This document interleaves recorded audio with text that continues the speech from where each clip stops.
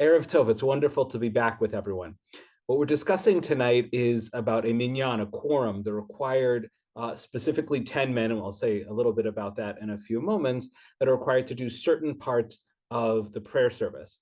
And before I get into that, I want to back up I, as a rabbi, have interned in synagogues where on a good Saturday, you might get over 200 people, yet even with a synagogue that big where they have 500 members. I remember one winter day when I walked, I was staying, very close by. I walked over there and we barely got a minyan. So for synagogues like that to be struggling, it's a common thing. And the reality is, as we'll see from these sources, it's not new. Any synagogue that says, oh, we're struggling with the minyan, it's a real challenge. It's a real something that has to be faced, but it's something that synagogues face all over the world and have for thousands of years, actually thousands of years. And one of the questions is there anything we can do about it? And I do want to say, as I mentioned, the whole idea of a minyan is the required 10 men, is this can be a sensitive topic. Because tonight, the specific question is the idea that some have heard of, if you haven't, this will be new to you, that some say that a boy under the age of 13 holding a chumash, or perhaps even an actual Sefer Torah opening the ark could count as the 10th person, man in a minyan. Why would one use an inanimate object, a little boy, when there are 50% of the Jewish population or more are women, adult women who are incredible and capable of leading prayer and just as engaged and commanded in mitzvot? Why don't women count in a minyan? Now, that is a much bigger question that is not the basis for tonight, but the answer, as you'll get a little hint of, is rooted in two things. One are the actual sources and some of the source texts that are used to define what a minyan is and how those are written, but the other one is historical. And just the reality of, as the idea of public prayer and formal prayer was put together, there were women that did go to that, but for the most part, it was written by and for men. Now, will that change? It already is. The vast majority of the Jewish world outside the Orthodox world include women fully. But within the Orthodox world, that is not where the Orthodox world is now. Will it change one day? Some ways it already is. But what we're going to look at is a very specific question, and it's going to get into a little bit of the history of a minyan and some of the fundamental texts about what a minyan is, how the rabbis tried to be creative, and then the final part will be, is this custom actually done? Can you go to a small town where there are 9 men and my 5-year-old son, Michael, can walk in, you hand him an art scroll chumash and say, now we have a minyan. Is that actually done? So with all of that background in mind, and the reality that this is a real challenge, let's jump into it. So Tamar, I'm going to unmute you. And the first place that we're going to do is actually a little general background on the idea of a minyan in general. And like I said, a big part of why specifically men has to do with some historical realities. And I'll say a little bit more about the historical idea of a minyan, but here are the main texts that are relevant for our conversation about why public prayer, when praising God is done in the public, it requires specifically 10, and why it is men as opposed to people, which might include women. So go ahead, Tamar. The first 2 verses are from the book of Bamidbar. They're from separate chapters, but they're all part of the same story, which is the spies or the scouts that were sent into the land of Canaan, and there were 12. 2 of them came back, Yehoshua and Caleb, Joshua and Caleb, and said the land is great. But how many of them said that the land is unbeatable? They didn't say it's bad. They just said we can't do this. How many was? 10. 10. So Bavakasha, these 2 quick sources, please. Or source 27. How much longer shall that wicked community keep muttering against me? Very well. I have heeded the incessant muttering of the Israelites against me. Stand back from this community so that I may annihilate them in an instant. Excellent, thank you. So the key word here, or there's 2 key things here. One is a key word in Hebrew. On the right, you can see it in the first line after the kav. Yeah, edah. So the word edah, there's different ways to translate it. You can translate it as tribe or as community. But again, the key thing here is that an edah is not 2. An Eidah is not three. An Eidah is like a group that can be considered, a significant group, and it could be hundreds, but it's not one or two people. And in this context, Eidah is used over and over again to specifically refer to a group of 10. Now, the pshat, the simple contextual understanding of this, is that the word Eidah simply refers to whatever group you're talking about.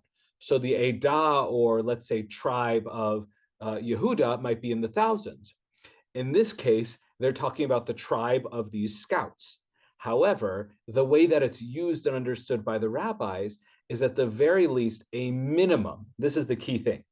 A minimum for defining a community, a public group, is at least 10. Why is that important? If you have 1,000 people show up to shul on Saturday morning, you have a minyan. If you have 8, it's not considered an Eidah. This it becomes, again, whether or not that's the point of what the Torah was using the word Eidah, the way it's understood is Eidah refers to at least 10, in this case specifically 10, but 10 is the basic definition of a community. Now, what's interesting here is this becomes the basis for, whenever it says why 10 men in a minyan, because of the sin of the spies, because 10 men besmirched and disgraced the land, so too to this day 10 men are required to praise God and to undo their deeds. Now, obviously, that's not the pshat of the text, that's a whole rabbinic midrash built on top of it, but the idea of 10 men and repairing what their damage did, the spies, is not the only one. Tomorrow I'll have you take one more, and this is from a midrash, a later one, I don't recall the exact century, but it mentions another group of 10 men who messed up bad. And more importantly, this midrash makes the explicit connection between the 10 men in the Torah and the idea of a congregation, praising God. So please. As soon as Jacob heard that there was corn in Egypt, he said to his sons, "Get you down thither and buy, like go down, Mitzrayim, go down for us from them, etc." And Joseph's 10 brethren went down. Why did all 10 go?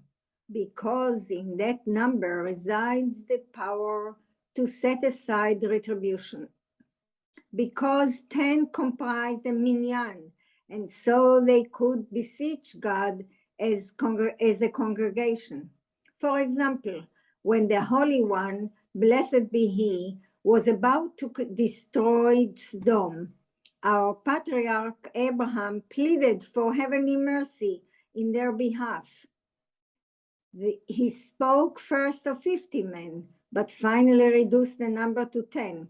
As it is said, peradventure 10 shall be found there. 10 men also comprise the congregation, as it is said, how long shall I bear with this evil congregation? Numbers 14:27. And God standeth in the congregation of God.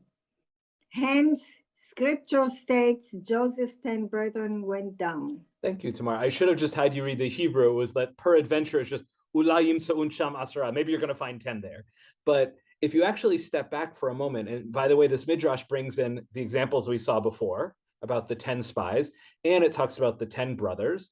But if you actually think about the number 10 is quite significant. There are lots of groups of 10 men, and that source text about Avraham saying if there are at least 10 men, like that's considered a significant group. And if you want to step back from it, we'll see the next source build on this idea a little bit, or at least in a different way. The idea of saying we want to have public prayer, as opposed to someone privately praying in their home, or a priest privately praying, or the whole nation praying. So what do we consider a public grouping? Well, if you look at the Torah, 10 is actually, besides it being a nice solid number, it's consistently used in the Torah to refer to significant groups. Again, that may not have been the Torah's intention, or that may not have been, why these groups were 10. They weren't trying to form a minyan. This is anachronistic in some ways, but it's not such a crazy jump to say, if we want, the rabbis are creating public prayer, what do we consider a minimum number to be able to call it public prayer, to be able to say all of these publicly mandated prayers, public Torah reading, the Kaddish, the repetition of the Amidah. Not ideally, but a Jew can say the Amidah privately. However, if there's a group of people and they don't have printed Sidurim, you want to have one person repeat it for all of them. But you really only do that. You don't really do it for one other person. You want to do it for a group. Well, what's a public group? Let's look at all of our sources. 10. 10. So again, these sources, they're being used midrashically, but it kind of works out very nicely. Now, one interesting thing, though, is that with Joseph's brothers and the spies, the 10 is not arbitrary. It's seen, again, as a kind of punishment or a kind of, they use the word to nidche poraniot, to push off crimes, retribution. 10 for a minyan, 10 for the quorum, is also the required group to be able to ask God to forgive us for all the bad things we did, just like in Sdom. If you can find 10 good, they can undo all the evil of the town of Sdom. Joseph's brothers of 10 had the power to undo what they had done to their brother, so on and so forth. So it's quite beautiful. And even though it's midrashic and the rabbis created a lot of, creatively put this together, I think it works very beautifully. So any questions before we go on from here? Excellent. So Gloria and Leonard, I'm going to unmute you. This next source here, I think I just brought one short source from the Talmud. And again, even though it's not our main focus, I was looking at, sources that just kind of talked about why Minyan in the first place. Why don't we just pray alone in our houses, which during COVID or in certain communities, many people do. But what's the point of trying to get a public group, which again, by definition, we figured out is 10, but why even do that in the first place? So Gloria, if you could please take this source from the Talmud Bavli, from Brachot, section of blessings. And similarly said Rab Ada ben Ahava, whence is it that the individual does not say the sanctification? As it is said, but I will be hallowed among the children of Israel. Pause there for a moment. The sanctification, let me check what the Hebrew, it says the Kedusha, so in the repetition of the Amidah, which again practically started because not everyone knew the Amidah. They didn't have Sidurim, so you had one person say it publicly for others, and in their public recitation, they had that Kadosh, Kadosh, Kadosh, Hashem, all those different things. It was an extra way to praise and sanctify and make God's name special. But one only does that in public prayer. So the question is, why is it not said by an individual? And that's what that verse from Vayikra says, because God says he's going to be sanctified where? Among the children of Israel, i.e. a group, not an individual. Not you will sanctify me, but y'all will sanctify me. Please continue, i.e. anything. Yeah, that is, anything which comes under the heading of sanctification cannot be without a minimum of 10. How is this implied? As Rab and I, the brother of Rab Haya ben Abba, taught, we draw an analogy from the occurrence of the word among. It is written here, quote, but I will be hallowed among the children of Israel, end quote. And it is written elsewhere, quote, separate yourselves from among this congregation, end quote. As in the latter circumstance, there were 10. So here also there must be 10.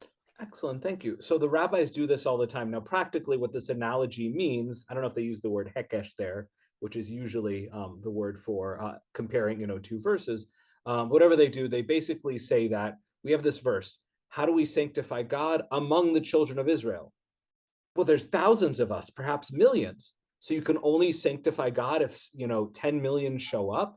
Well, here's a verse, which again has nothing to do with this because it's a negative context. It's about the spies, the scouts, disgracing the name of God, but the language is among them. So the rabbis do a creative play and say, among Bnei Israel and among the Edah of 10, among a group must be a group of 10. Now you look at that and you say, did they really read these verses and out of that came the idea of 10? Or did they have the idea of 10 and they were looking for a source text? And this is not a heretical idea. There's a word for that. It's called an asmachta, from the word to rest your hand or rest something on, which is they have an idea, they have a concept, a custom, a law, and they need a verse to back them up. So they have an idea that public prayer, they create public prayer. There is prayer in the Torah. There's the idea of praying to God. There's the Shema, but everything else, the Amidah, the Tehillim, the Psalms, all that stuff was saying it daily was invented by the rabbis, and they had certain parts that they wanted to be part of public prayer. And whether or not in 1500 years ago, other religions, public prayer was always 10. However, they derived that, somehow they got to 10 and they needed a source for 10. And we don't know exactly how that all worked together, but again, it works very nicely. It all fits together. But the point here is that God's name is sanctified amongst more people, amongst a greater group. And what's the minimum group is 10. And why is it men? And the explanation, again, is partly historical and partly because the source texts always talk about a group of 10 men. The Torah never really I don't think it ever talks about a group of 10 women for good or bad, but 10 men are all over for good, for bad and good. So knowing all of this and the general importance of Minyan and why it's required to truly sanctify God, how could we ever sanctify God's name with less than that? You have less than that, we just don't do those special prayers. Or we say that it's, not a higher level of sanctification. It's clear for all of these reasons that it is 10 men without question. Again, today, women are in many groups consider women, but again, that's still, 10 adult Jews, but 10 men. So why would you ever be able to use less than that? And the answer to that is because probably at times they had trouble finding 10 adult male Jews. So the suggestion came up in the Talmud itself to have some little workarounds when there weren't 10. Leonard, I don't know if I can zoom in anymore because I won't show the words. Is this big enough? Yes. Okay, excellent. So this is the famous text upon which everything is based for the rest of the class about whether or not, if there are 9 men and they want to have the full public prayer experience, are there any exceptions? Can they count someone else as the 10th? And the context of this section doesn't actually start with the 10 for a minyan. It actually starts with before Birkat Hamazon, something called a zimun, an invitation, and that's the 3. If there are at least 3 men who ate together, they say Rabotai Nevarech, and it's like this formal invitation. You add a little bit of sanctification of God's name, and the question is, what if there's 2 men? Can they include and minor as the 3rd? And by the way, they do explore all kinds of variations, slaves, even potentially women, but this is the one that's relevant for our conversation tonight. So go ahead, please, Leonard, with regard to the laws. With regard to the laws of joining a quorum, Rav. Oh, sorry, I thought that was going to make it better. Maybe it's better that way. Hold on. Is that a little bit better? Yeah, that's good. Great, please. Okay, with regard to the laws of joining a quorum, Rav Huna said. Oh, no, you skipped one. No, sorry, go ahead. Rav Huna said 9 plus an ark. Yeah, go ahead. Rav Huna said 9 plus an ark in which the Torah scrolls are stored, join to form a quorum of 10 Rav Nachmia.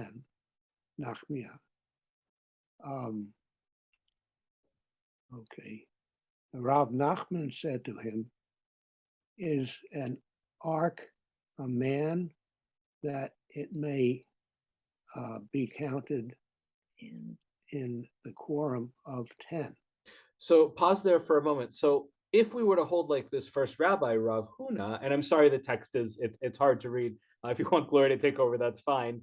But what he's saying is if one has 9 men, then just go ahead and open up the ark. Now, there are later explanations because the Talmud doesn't say why would he even consider that. But the idea is that whether there's 1 man, 50 men, or 8 men or 9 men, who else is always there? Who else is always there in any prayer space is God. God. So the idea is that God's presence, which is everywhere, can be focused or symbolized by opening the ark and the Torah, which is the gift from God. So the idea actually is it's not that the Torah itself is the 10th, it's that God represents the 10th. However, the question that they asked him is an ark a man? again, they're not rejecting God's presence there, but the whole point is we need a minyan of 10 to praise God.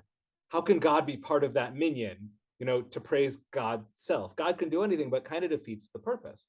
So if the point is to have 10 human men, you can't say that an ark or the Sefer Torah inside of it, it doesn't actually say the Torah itself, it says opening the ark, should count. How can that be a person? You need 10 human men to do it. And in fact, so if we just held by Rav Huna, then again, we could have 9 men, open the ark, pull aside the curtain, and just do prayers like normal. But the Talmud immediately rejects that and says, no, that's dumb. So they go on. Leonard, I don't know if you want to keep going, or Gloria, you want to take over for him, rather, Rav Huna said? Rav Huna said 9 who appear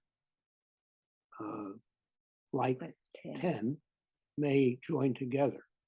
There was disagreement over this.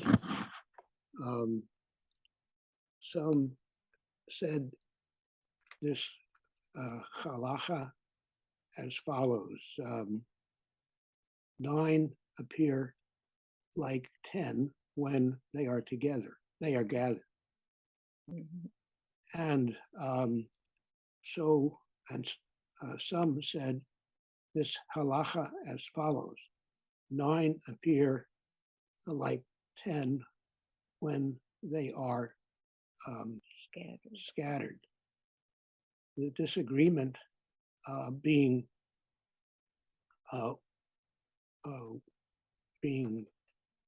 which formation? Yeah, I thought the C looked like an E. Okay, which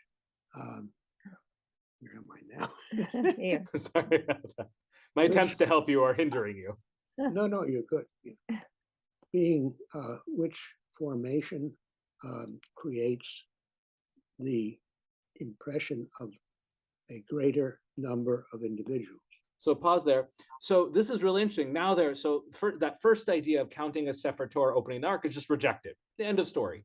And they come on with this wild thing that I think a lot of people hadn't heard about, which is, well, if you have it's a small space and it looks like there are 10 there, whether or not there are 10, don't bother counting, that's fine.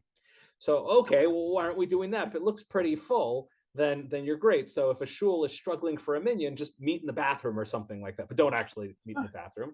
But then I'll take it to the end. The Gemara concludes, and that's the thing, is these are all rejected. The halacha is not in accordance with all of these statements. Boom, end of story. We don't do that. We don't hold by that. And this is not 500 years later, multiple opinions. Everything here is just right out rejected. Rather, the halacha is in accordance with this statement that Rav Nachman said: a minor who knows to whom one recites a blessing is included in zimun. So this whole conversation, these whole several pages in the Talmud, the only thing, which is a big exception, and rabbis argue about that, say that if there are 2 adult males and a boy, not a 2-year-old, not my baby son Jake, who's a little over 1, but like a 6, a 7, 8, 9-year-old boy who's not of age, but he's smart and he gets what it means that they're praying to God, they, as an exception to the rule, can count that boy. So they do come out with a practical halacha, but they say explicitly all of these things are rejected, and they bring reasons to reject them. So it should be end of story, right? Should be, but it's not. Before we get on to how the rabbis, and again, how this actually played out, another source that people generally don't point to, which would make this conversation so much more interesting, Jane, I'm just going to go ahead and unmute you, is from the Jerusalem Talmud. And the Jerusalem Talmud is a lot more explicit. So go ahead, please, Jane. It was taught, they may count a minor or a Torah scroll with 9 adults to reach the quorum of 10. Said Rav Yudan, the correct version of the teaching is they may count a minor with 6 adults to count as one of the 7 who read from the Torah scroll. So again, the idea there pretty explicitly is to count, an underage child or an actual Sefer Torah. And they say it explicitly, which again is a wild idea, that you could just open the ark and boom, there's the 10th man for the Minyan. But even the Jerusalem Talmud rejects that and says, no. There actually need to be 10 adult males. What are they talking about? A minor counting for it on Shabbat, or really, I guess, any holiday, when there are 7 different males that need to be called up, although it could actually be less than that. A minor could be called up to count for one of them, even though it really should be an adult male, as long as there's a minyan there. So even the Jerusalem Talmud rejects that, and we generally don't rule by the Jerusalem Talmud anyways. So what we've seen is all of the classical sources said bye-bye to all of this. But as we've seen in many of our classes, just because the rabbis say don't do something, first of all, the only reason they're even mentioning this is probably because it was done, or at least brought up as a viable possibility, because communities without enough Jewish men were struggling. So the rabbi said, could we count an extra man in a minyan? Again, the Talmud is responding to the world in which they live, real challenges, and they ruled no. But the fact is, it was done. So what you see over the next 1,000 years is the rabbis trying to respond to the reality of Jews actually doing this. So Jane, I'll have you take the next one.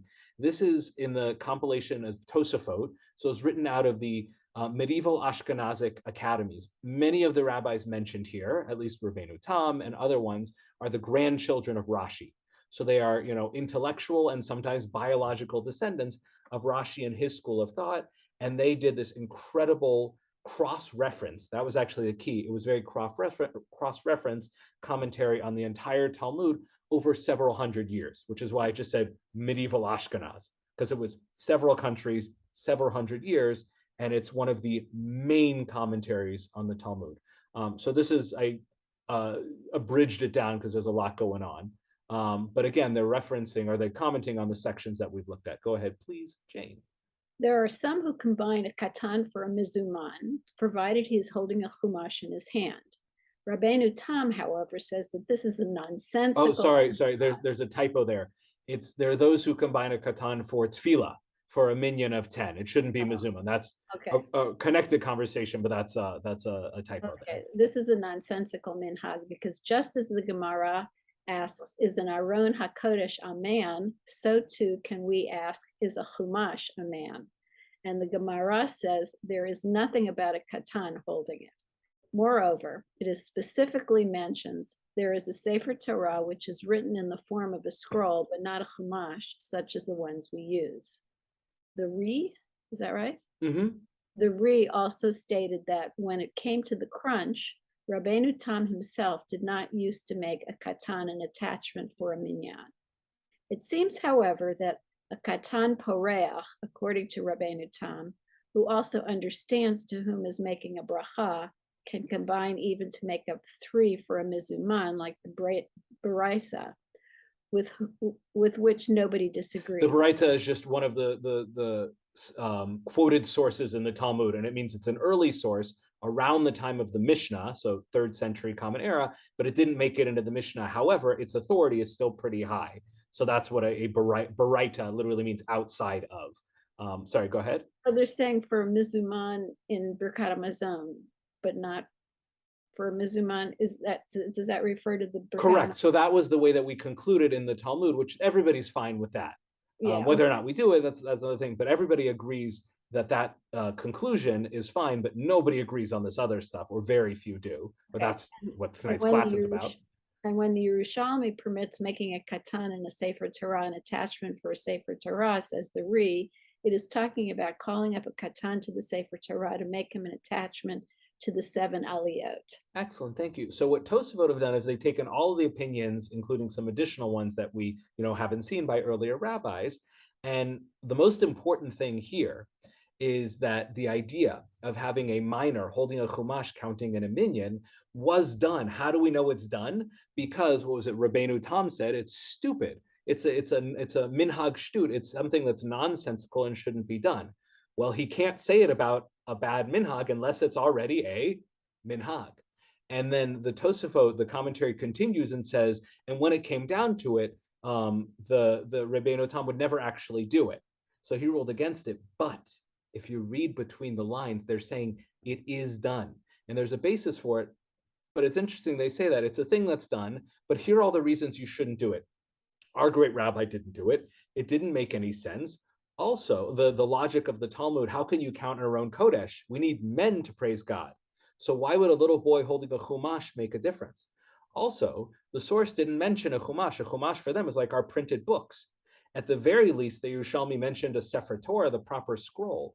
So one of the questions, as we'll see in just a moment, is where did we even get the idea of a chumash? And where did we get the idea of a little boy holding it?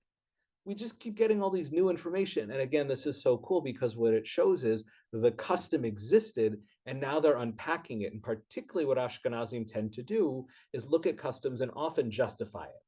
But they're not doing it here. They don't like it at all. So they say it's a dumb custom. I don't know why it does it. Here's why it makes no sense. And even if there was the thing in the Talmud, if it hadn't been rejected, a little boy holding a chumash is not what they're talking about. It's talking about a real Sefer Torah or a minor or the Yerushalmi. And both of those places clarify what they're talking about. The Talmud talks about a zimun. Everybody's okay with that, counting for the 3 before Birkat Hamazon. And the Yerushalmi clarifies it's talking about calling up a minor to the Torah. So how on earth can you do this? But again, it's being done. So one of the, yeah, Jane, go ahead, please. So do you think, I'm just guessing here, but do you think, I mean, that there's such a strong desire not only to read Torah during a service, but also it's such a strong desire to say Kaddish for the mourners? The answer to people want to bend the rules a little bit to allow people to respect the dead. Yes, 100% yes. The Kaddish historically actually developed somewhat later. So the earliest texts were probably more about reading Torah, which is extremely ancient, relatively speaking, and the Amidah with the Kedusha. But we're gonna see some of kind of a summary of some of the rabbinic opinions on this, and Kaddish becomes very important. I mean, there's some daily minyanim at shul that everyone there, the average age is like 60 and 70 up. Why? Because it's a Kaddish minyan, and there's nothing wrong with that. But in a community where a lot of people are regularly saying Kaddish, it's important to have that. And if they struggle to get 10, then that's, you know, and again, this is a real emotional thing. This hits all of us. All of us have gone through this, and you know, almost everyone will go through this relevant to being in the Jewish sphere and needing to say Kaddish. So this is not something to be taken lightly. This is not something to say, oh, well, this is dumb, don't do it. It hits really close to home. And you'll see many rabbis responding to that. But before we get into, again, you know, your question, Jane, which is so relevant, and how did rabbis actually rule? A few other really important sources, I'm going to get out of this because now I've made it all crazy, is the idea of a minor holding a chumash. We didn't see it. We saw the idea of a minor or a Sefer Torah, both roundly rejected. So where on earth did we get the idea of a minor holding a chumash? It actually tells us something important, and this is by the Rosh. This is Asher ben Yechiel, who was actually living in Ashkenazi lands, and then was, you know, run out by, you know, foreign invaders, and he moved to Spain, a Sephardic land. So he has a fascinating biography. And Jane, you can just take the short one, and then we'll go back around. So go ahead, please. The Rosh. He's known as the Rosh Rabbeinu Asher in his commentary on the Talmud Brachot. Please. The custom to have a minor hold a Sefer Torah or a Chumash is only mentioned in Pirkei de Rabbi Eliezer regarding the necessary quorum for calculating a leap year. Excellent, thank you. Now, a few important pieces of information. So this was written in the 13th century. So obviously at this point, it was known that there was a known custom for a minor to hold a Chumash, not a full Sefer Torah. Come back to that in a really cool way. Hold a Chumash and count for the 10th. Now, the Rosh himself finds a source for that in a compilation of Midrash in which we don't actually know exactly when it was written. We don't know who wrote it. Just because it's called the Pirkei, the chapters of Rabbi Eliezer, that might just be because this Midrash was quoting something that Rabbi Eliezer had said. It doesn't mean that he compiled the whole thing. It was probably a compilation by multiple authors. Regardless, it is an important, authoritative, and beautiful Midrash sometime in the 8th or 9th century. And it mentions that there's this thing that we don't really do today because our calendars are set, sometimes to make the calendar work out, to make Pesach fall in the spring, to make sure that all the holidays line up exactly. Sometimes you have to add a month, like the second month of Adar. How do you decide that? Well, you need to have a quorum. You need to have 10 men to make that decision. What if you don't have 10? This isn't just like missing a Kaddish or missing a repetition of the Amidah or missing the reading of the Torah. This is a major thing that impacts the entire Jewish calendar. So in that case, this Midrash says one can count a young boy holding a Chumash. Now, there are lots of sources explaining why that works. And there's an interesting question about how old does this boy need to be? and about understanding, et cetera, et cetera. But again, it doesn't really explain why a young boy holding a chumash magically works. But clearly, this is something that's so important that they can consider a young boy holding a chumash as if he is a man. But this is the source for that practice, which is done in cases. But note here that the idea of just a Sefer Torah kind of disappeared. So we'll come back to that question.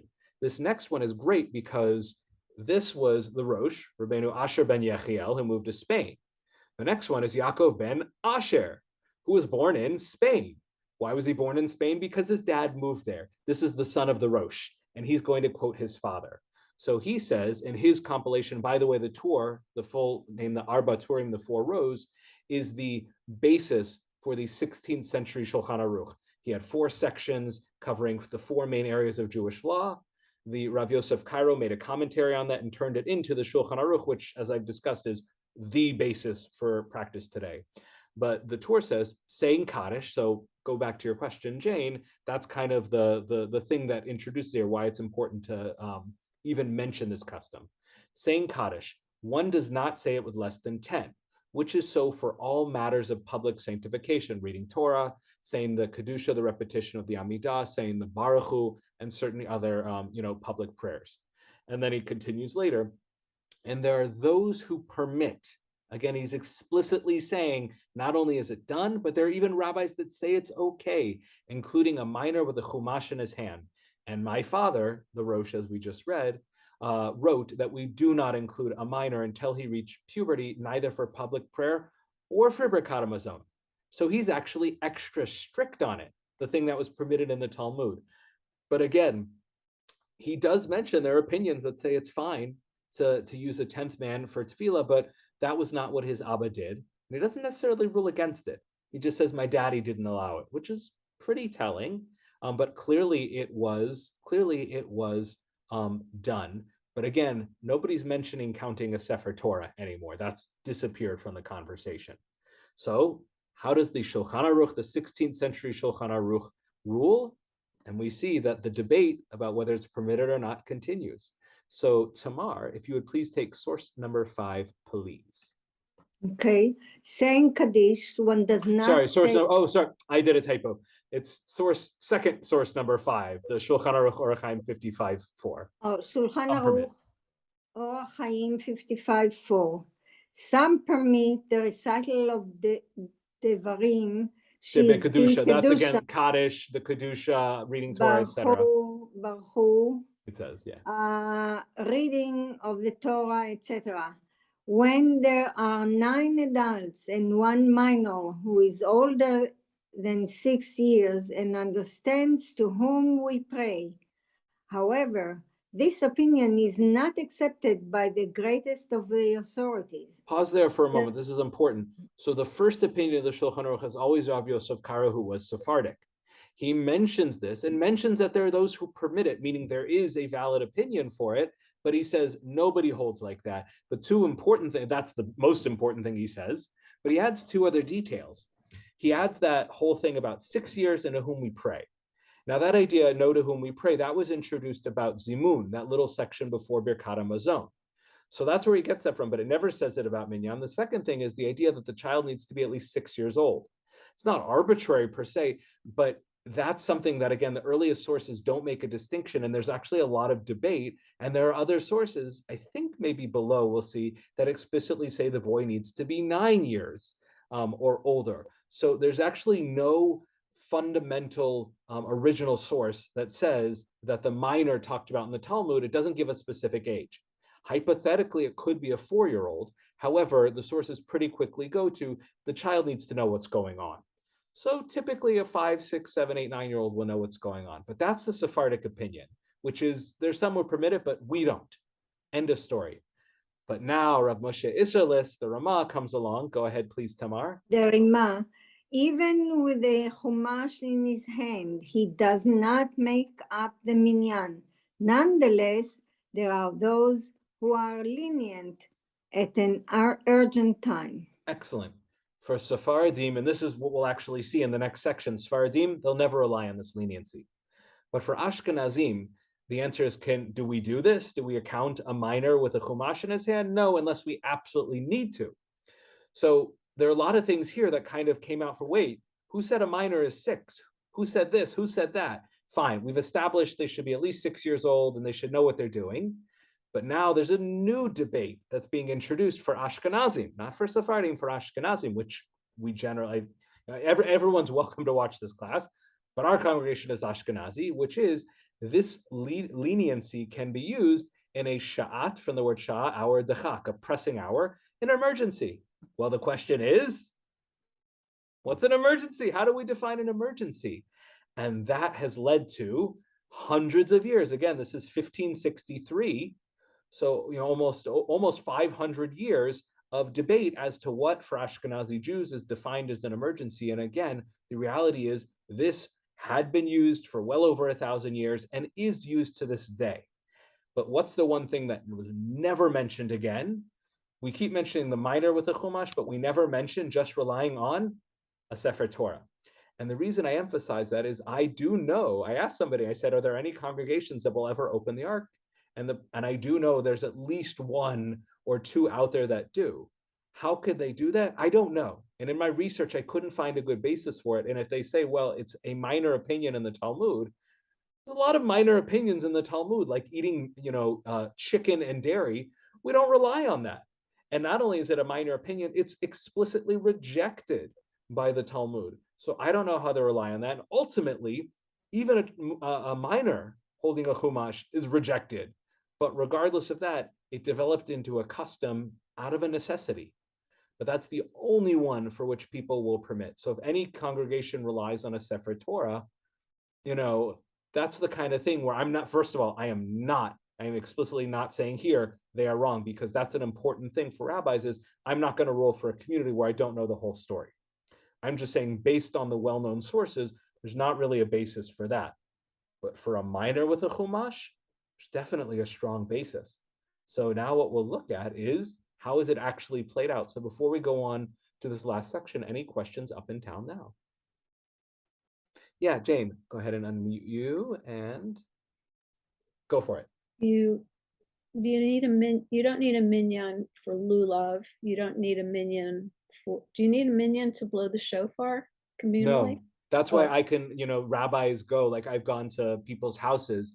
Jim Oliver Shalom, during Rosh Hashanah, I guess a year or 2 ago, I went over with my kids and blew shofar for him. No one Hallel doesn't require a minyan. Right. So that's why it can be said alone at home. So that's the thing is the experientially. Trying to think what an emergency would be. When you absolutely need to say it. What qualifies as an emergency? So this next section will give you a really good sense of that and how there's both very different answers to that, but you'll kind of get I get what an emergency means. And it's not necessarily about a one-time thing. It's usually about a reality in which, there's no other opportunity. But ultimately, as we've seen, especially during COVID, most of the tefillah service on holidays and everything can be done without a minyan. Yom Kippur would look very different, though, without a minyan. Huge chunk of Yom Kippur is the repetition. But that's not even the point. It doesn't matter if davening will be 40 minutes less. People don't mind that, but experientially, the repetition is where it's at. That's all the singing is. The Kaddish for those who are in mourning, or remembering those they love, the Kedusha, Baruch Hu, all of that stuff. It's minor time-wise and page-wise, but it means a lot. So this next article, or this next source, is from a beautiful article by this rabbi, Dr. Ari Zhivatovsky. And Rabbi Zhivatovsky has written I don't think he's ever written a book, I could be wrong, but he's written so many articles, and they're all beautiful because they're historical with classical sources. Like he's like awesome. He's a rock star of the development of Jewish law and custom. So he wrote a whole article on this. It's really incredible, I think, in Jewish Action. But at the end, he brings together a number of examples of how rabbis have ruled on this throughout the ages. So he says, historically, it seems that the preference was not to count a minor. And we've seen that. Pretty much every rabbi we've seen, like the main guys, have said, we don't do this unless it's an emergency. But most people said we don't do it. And some people said we never do it, ever, emergency or not. But in extenuating circumstances, there were authorities willing to permit it. For example, and it's not just, let's bring a bunch of examples. He explains why each rabbi permitted it. The 16th century Radbaz, Rabbi David ben Zimri, was asked by a group of 9 adult men and an 11-year-old boy on a boat if they could daven as a minyan. He responded that it is a great debate, as we've just seen, and that although normally one should not count anyone under 13, and the reason for that is because the Talmud rejects it. Everything here is a custom going against the Talmud's explicit ruling. And this is certainly an extenuating circumstance. They could rely on Rabbeinu Tam and include the child. And that's so funny that he relied on Rabbeinu Tam, because the Rabbeinu Tam is the one who said it's a stupid custom and you shouldn't do it. But he recognized that it was still a custom, and he explained the basis for it. So he says, I don't do it, I wouldn't do it, but technically it could be a thing. So because he wrote it as could be a thing, that's enough. Thus, for those willing to permit this in extenuating circumstances, the question becomes how to define Shat HaDachak. That's Rabbi Zhivatovsky saying, so what are other examples? So for Radbaz, it was enough to say they were on a plane or a boat and they wanted to daven. So this is not the end of the world. They could have just skipped Minyan as a group, but no, they wanted to say Kaddish. Maybe someone was a mourner. That was good enough. But now we go on. Rabbi Shalom Mordechai Cohen Shvadron, who died in 1911, was asked by a group from Hungary. And this is a little offensive, but it also gives you a sense of how one can define an emergency in different ways. Hungary, if they could create a new minyan consisting of 9 men and a child holding a Sefer Torah, not a Chumash, a full Sefer Torah, they said. They wanted to break off from the minyan they were attending because they felt it was leaning toward Reform Judaism. The rise of ultra-Orthodoxy in the world, particularly America, is in great part coming from Hungary. Why? Because Hungary fought against reform. If you look at early Hungarian rabbinic responses before a certain year, they were very lenient. Then all of a sudden, the same rabbi is incredibly strict. What happened in those few years? Reform Judaism was introduced to Hungary. They fought violently, at least intellectually, against Reform Judaism, so much so that, continues, this great 19th century posek, citer of Jewish law, deemed this a true emergency and ruled with the minority opinion they could make the minyan. The child should hold a Sefer Torah, and they should minimize optional instances of Kaddish. That's another conversation. Some of the Kaddishes are less important. Not the mourners one, but some of the extra ones. But again, for him, an emergency situation wasn't where there's no way we're going to get a minyan. It's the minyan we have is, we're uncomfortable with their philosophy and the way that Judaism is going. So this is a political emergency, a policy emergency for this rabbi. We don't like that shul. One of the most famous ones that's really relevant, should our community ever need to rely on it, was Rav Moshe Feinstein. So he was asked by a shul struggling to get a minyan. Again, this is not a new problem. If a child could be counted. He defines this as a sharat hadachat, even though there was another shul in the city. That's important because if someone says, we're not going to rely on it because you could go to the shul down the street. He was like, that's not really going to happen. People don't want to do that. They go to their shul because those congregants might not attend the other shul. So if it's have a minyan, relying on this valid leniency, or go home, rely on the leniency. He then acknowledges that whether to count a child or not, a child is an old debate in which it is difficult to take a position. However, based on the Ran, Rabbeinu Nisim, that the requirement for a minyan for davening is rabbinic, this whole system is created by rabbis. So rabbis should be able to continue to flex with it. This isn't going against a Torah mitzvah. This is all rabbinic from the Talmud on. So rabbis should have some ability to be a little bit flexible in it. I love Rav Moshe Feinstein. This is when he's at his most beautiful when he does stuff like this. Rav Moshe was willing to rely on a minority opinion and permit counting a child with several conditions and caveats. He prefers that the boy be 12 years old. So that's pushing it a little bit. Not everyone would agree, but okay. And that he grasps the Etz Chaim of a Sefer Torah, meaning he doesn't have to hold the giant Sefer Torah scroll. It's enough that they put it on a table and he puts his hand on it. Even a Sefer Torah which isn't kosher, that is lying on the shulchan, the table where they read the Torah, as opposed to holding it. He also states that instead of reciting Chazarat Hashatz, the repetition of the Amidah, the Shliach Tzibor, the leader, should not pray a silent Amidah, but then everybody does their own separately, and then he does his out loud, so it's kind of a compromise. It's not a full repetition. It's just, I'm the leader, and I'm saying mine out loud, but I'm going to say the Kedusha, the Kadosh, Kadosh, Kadosh, and do that thing out loud. But regardless, we see Rav Moshe Feinstein not being crazy strict here. And he gives his reasoning. Why be crazy strict with rabbinic, not rely on a rabbinic opinion in a rabbinic system. But he's so sensitive to the reality of congregations to say, well, why don't all your shuls just merge together if you're struggling? There's a reason there's 3 different shuls, because they didn't want to be together in the first place.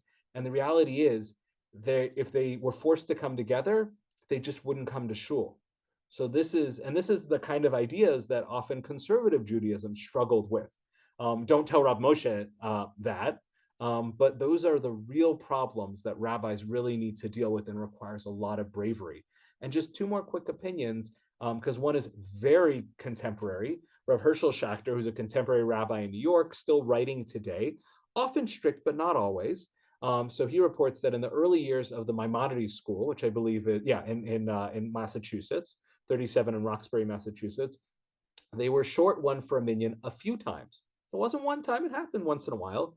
And Rav Yosef Dov Soloveitchik, the Rav, the great father of modern Orthodoxy today, would rely on Rabbeinu Tam, which again is so funny because Rabbeinu Tam said, I don't like this, and count a child. Rav Soloveitchik would rebuff the suggestion that the child hold a chumash, because Tosafot calls it a minhag shtut. So it's not that Rabbeinu Tam, according to him, thinks the idea of counting a child is silly. It's the idea of holding a chumash is silly. Even though Rabbeinu Tam didn't rely on it at all, it's the idea that holding a chumash makes a difference. Because what the Talmud actually talked about is a Sefer Torah or a child. So rely on that. He instead suggested the child hold a siddur, which would enable him to daven better. The fact that the Rav could have said that means that we're not in technical letter of the law, a pasuk, a verse in the Torah. We're dealing here with the experience, the rabbinic system, and what's the point of it? The point of it is to be able to have public prayer. It's all about prayer and enhancing prayer. And an 11 or 12-year-old boy who's davening with everyone, yes, it's not the ideal form, but experientially, we could call that a minyan in a pinch. And that's the key there. We don't do this all the time. Although there was one opinion I don't think I brought here where it actually, we did. That was the opinion in Hungary, where they literally built a minyan from scratch that relied permanently, until they got another man, on a boy, on a minor who eventually hopefully would turn 13. And the last one here, we don't need to read it, is Rav Ovadia Yosef, who passed away a number of years ago, I think 2015, former chief Sephardic rabbi of Israel. So what did he say to this? He said, absolutely not, because Shulchan Aruch says no, and Sephardim say no. And he didn't care about these small villages where literally only 9 adult men existed. The Shulchan Aruch was clear, we say no to it. But for Ashkenazim, because of the Ramah, we don't like it, but it can work in a pinch. How do you define a pinch? We've actually seen that there's a pretty broad definition of it. And the reality is, they say, oh, ask your rabbi about that. If we had an 11 or 12-year-old boy and we couldn't say Kaddish, would I rely on this? Certainly I would once in a while. There's absolutely no reason not to. It's a very well-established custom. Would it be a permanent thing that I as a rabbi would be comfortable every Shabbat relying on? I'd be uncomfortable with it, but that's more of a policy thing. Is it technically permitted? Yes, but it goes back to what the Rav said. At the end of the day, yes, we have some technical ideal situations, but then you actually get on the ground and you see what's happening in the world. And sometimes prayer needs to be flexible. And Rav Moshe said it too. It's a rabbinic system. And the fact that the Talmud even brought it up is because it's a reality. Prayer is incredibly important. And sometimes it's more important than the letter of the law. But the balance of Jewish law is that we're constantly living in that tension between the spirit of the law and the letter of the law. And depending on the situation, one will win out. And one of the jobs of the rabbi is to decide in that situation. However, in this case, a rabbi doesn't need to be as brave, because he can point to Rav Moshe, Rav Soloveitchik, and all these other rabbis who gave such a beautiful, sensitive, realistic reaction and response to when these situations arose. So can a child, a minor, be counted as the 10th for a minyan holding a chumash? Yes, he can. All the time, there needs to be an extenuating circumstance. How do we define that? Depends on the context. Can we count as Sefer Torah? I don't see any basis for it. But the fact is, even counting a minor is pretty tenuous to begin with. So if there's a congregation that relies on that, could they fudge it so that people, men and women, can say Kaddish? I think that that's a conversation, and there should be room and there should be gymnastics by rabbis to make it work for the sake of having meaningful prayer and connecting to God, whether it's 9, 10, 9.5, however one looks at it.